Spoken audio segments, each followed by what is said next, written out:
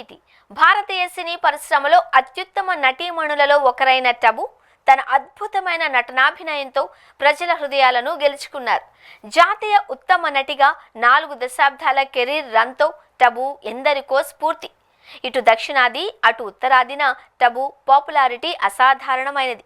నిన్నే పెళ్లాడతా, అందరివాడు, చాందనీ బార్, హైదర్ సహా చాలా చిత్రాలలో టబు అత్యుత్తమ నటనకు ప్రశంసలు దక్కాయి.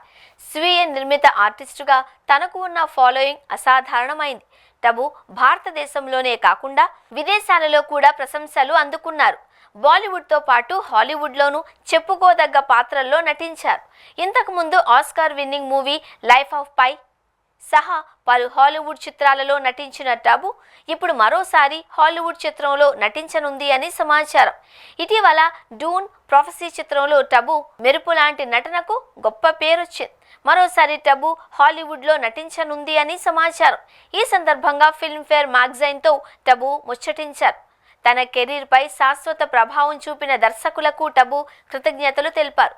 తన కెరీర్లో గుల్జార్ సాబ్ తనకు సహజంగా నటించే అవకాశం కల్పించారు అని టబు ఈ సందర్భంగా గుర్తు చేసుకున్నారు. నన్ను నేను వ్యక్తపరచుకోవడంలో గుల్జార్, విశాల్ భరద్వాజ్ వంటి దర్శకులు స్వేచ్ఛ ఇచ్చారు అని టబు తెలిపారు.